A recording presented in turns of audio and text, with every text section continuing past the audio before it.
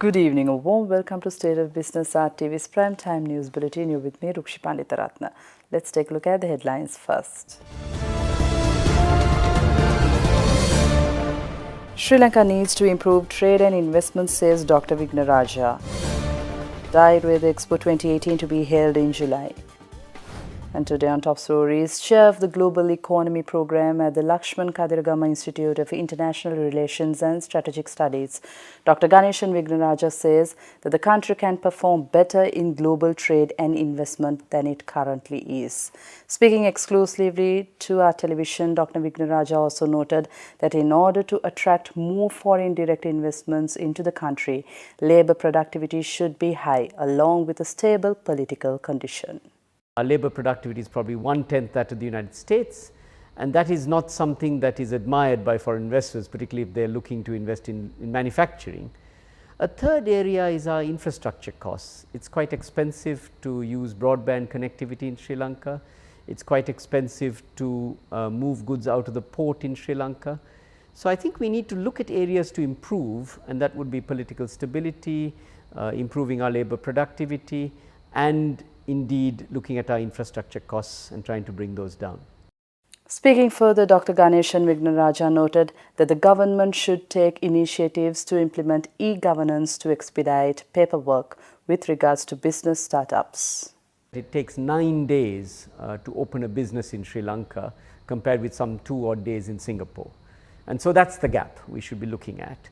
And to improve the situation, the government, I think, has just announced that they're going to have 24-hour opening of the Registrar of Companies. Every day people can go to the Registrar of Companies and open a business. That will be very nice, and a lot more of e-government type measures should be used so that people can file the relevant paperwork very quickly. So we should ruthlessly cut procedures where we don't need them on starting a business, on operating a business, and eventually on things like terminating employment and paying taxes. All these things should be really very simplistically done, so business transaction costs reduce. So in addition to our labour productivity, which has to be improved a lot, we should be looking to cut down red tape to the bare minimum. The National Chamber of Commerce, in association with the Ministry of Health, Nutrition and Indigenous Medicine, officially launched the Ayurveda Expo 2018 in Colombo last evening for the 7th consecutive time. The 3-day exhibition will be held from 13th to 15th of July this year at the BMICH.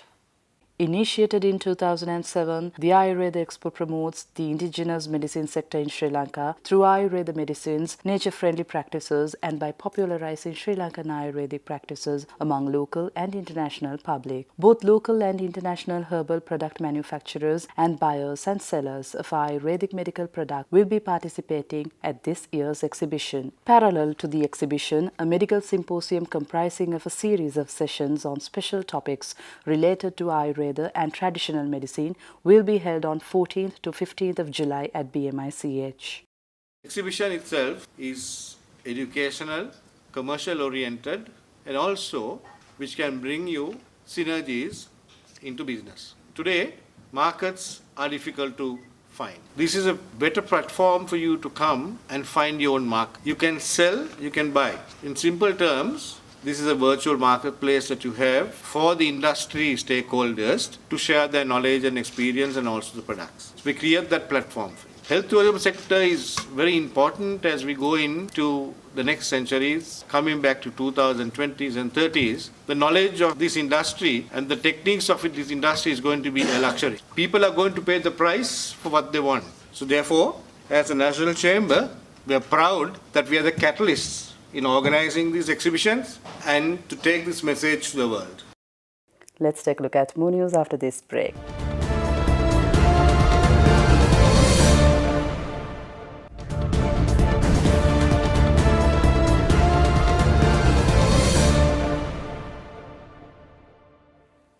Welcome back. Issuing the results of the Sri Lanka Labour Force Survey for the 4th quarter of 2017, the Department of Census and Statistics stated that the estimated working age household population in Sri Lanka for the 4th quarter of 2017 is approximately 15.9 million.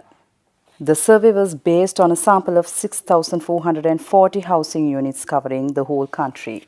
The estimated economically active population is approximately 8.6 million in the fourth quarter of 2017, of which 63.6% are males and 36.4% females. The survey results revealed that the overall labor force participation rate for the fourth quarter of 2017 is 54.1%, and this is recorded as 74.9% and 36.4% for males and females respectively. The estimated employed population for the fourth quarter of 2017 is approximately 8.3 million, of which 44.7% are engaged in the services sector, 28.3% in the industry sector, and 27% in the agricultural sector. In this quarter, the lowest employment share is reported for the agricultural sector. The survey also reveals that 67.9% of the employed population work more than 40 hours per week. Meanwhile, the estimated unemployment rate for the fourth quarter of 2017 is 4%. National Development Bank PSC held an investor forum recently in Colombo to present the financial performance for the year 2017. The forum was attended by a large gathering of investors, investment advisors, stockbrokers, fund managers, senior management of the bank and media. The investor forum also marked the release of the bank's 2017 NDB annual report, Take a Closer Look, to the Colombo Stock Exchange in early March. Moreover, the key performance highlights of the year and the strategies planned for the future of the bank were also shared during the forum. We reviewed our strategic focus and came up with a strategic plan in mid last year, and we got some assistance from IFC, the advisory arm of IFC as well, in developing the strategic plan. So in that, when you assess, we realize that there's a lot more opportunities that we can do in terms of the commercial banking, the business banking, and the retail space. So that's when you assess, we realize that about 55% of the bank's asset book is in corporate and project finance category, and about 45% in the retail and SME space. Naturally, there's space for us to grow in the retail and SME space. And we realized that, and that was reflected in the strategic plan, a more focused growth in the retail and SME space. So that's one of the strategic imperative that we have agreed and then implemented. Other one is on the liability focus strategy.